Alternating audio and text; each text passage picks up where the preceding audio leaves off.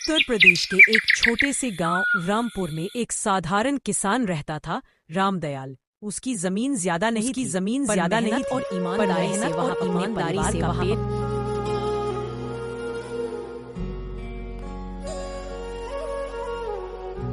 गांव में लोग रामदयाल को मेहनती और सीधा सादा मानते थे, लेकिन अक्सर लोग ताना भी देते, रामदयाल तुम्हारा भाग्य तो जैसे रूखा हुआ है, दिन रात खटते हो फिर भी हाथ खाली रहते हैं। रामदयाल मुस्कुराकर कहता, भाई, मेहनत करना मेरा काम है, बाकी तो जो ऊपर वाला लिख चुका है वही होगा।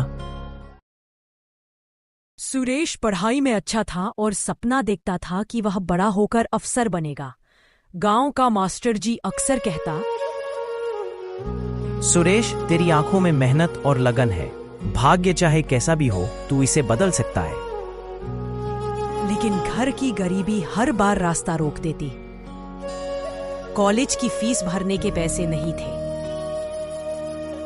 कई बार सुरेश खेत में बापू के साथ हल चलाता और मन ही मन सोचता, क्या मेरा भाग्य भी बापू जैसा ही रहेगा? मेहनत तो बहुत होगी, लेकिन फल कभी नहीं मिलेगा। एक साल बरसात बिल्कुल नहीं हुई। खेत सूख गए, फसल चौपट हो गई। घर का खर्च चलाना मुश्किल हो गया। रामदयाल ने पास के सेठ से कर्ज लिया, लेकिन कर्ज पर इतना ज्यादा था कि चुकाना नामुमकिन लगने लगा। कमला रोते हुए बोली, भगवान इतना अन्याय क्यों करता है? मेहनत करते करते जान चली जाए तब भी सुख क्यों नहीं मिलता? रामदयाल चुप रहा। उसके चेहरे पर दर्द साफ दिख रहा था, लेकिन वह हर बार यही कहता, कमला, यह सब भाग्य का लिखा है, जो होना है वह होकर रहेगा। इसी बीच एक दिन गांव में एक बूढ़ा यात्री आया। उसके कपड़े साधारण थे, पर आंखों में गहरी चमक थी। वह पेड़ के नीचे बैठा हुआ सुरेश को पढ़ते देखता रहा। बूढ़े ने पूछा, बेटा, तू इतना मन लगाकर क्यों पढ़ रहा है? क्या तुझे लगता है कि तेरे भाग्य में अफसर बनना लिखा है? सुरेश चुप हो गया, फिर धीरे से बोला, बाबा, लोग कहते हैं कि सब भाग्य का खेल है, लेकिन मैं मानता हूं कि मेहनत से भाग्य बदला जा सकता है। बूढ़ा मुस्कुराया और बोला, ठीक कहा, भाग्य सिर्फ शुरुआत देता है, लेकिन मंजिल मेहनत से तय होती है। याद रखना, अगर हिम्मत न हारे तो किस्मत भी झुक जाती है। उस बूढ़े की बातें सुरेश के दिल को छू गईं। उसने ठान लिया कि चाहे कितनी भी मुश्किलें आए, वह पढ़ाई जारी रखेगा। सुरेश रात में दीपक की मध्यम रोशनी में पढ़ता और दिन में खेत में बापू का हाथ बटाता। गांव के लोग कहते, पढ़ लिख कर क्या करेगा? तेरे भाग्य में तो हल ही चलाना लिखा है। लेकिन सुरेश हर बार सोचता, मैं उन्हें साबित करके दिखाऊंगा कि भाग्य मेहनत से बदला जा सकता है।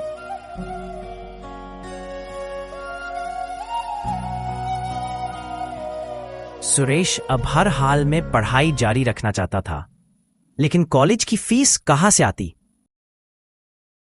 उसने दिन में खेत में बापू के साथ काम करना और रात में गांव के बच्चों को पढ़ाना शुरू किया।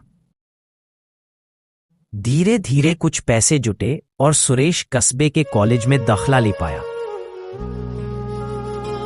गांव वाले ताना मारते, देखना, भाग्य बदलने चला है, लेकिन अंत में हल ही चलाना पड़ेगा। सुरेश मन ही मन कहता, भाग्य आजमाने वालों का साथ देता है। कॉलेज का पहला साल खत्म भी नहीं हुआ था कि अचानक रामदयाल बीमार पड़ गया।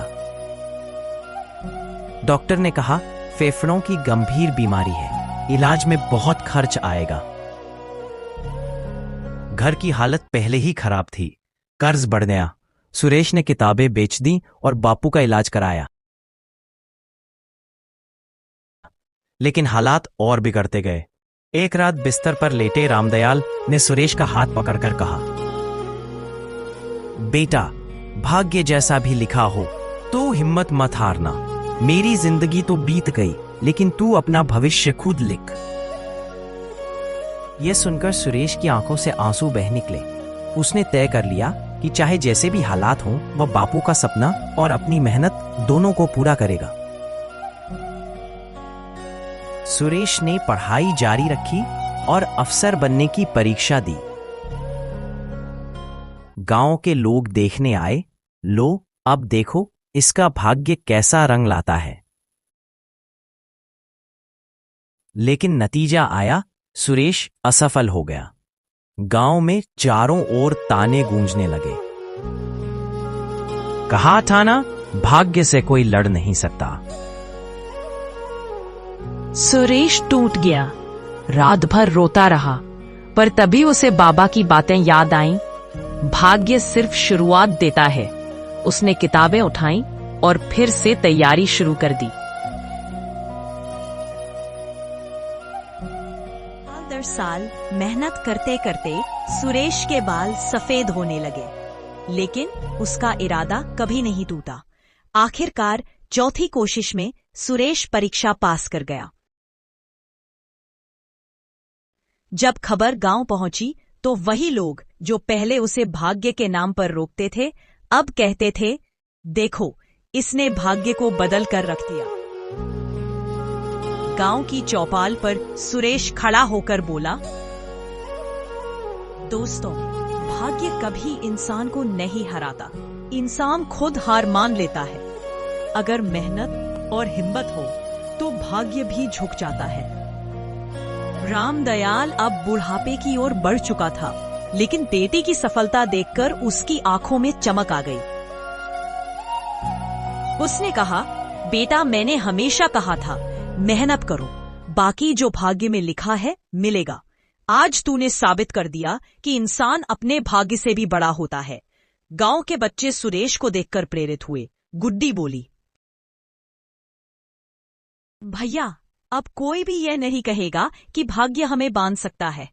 आपने सबको रास्ता दिखा दिया। कहानी ये सिखाती है कि भाग्य लिखा चाहे जैसा भी हो, इंसान अपनी मेहनत, धैर्य और विश्वास से उसे बदल सकता है।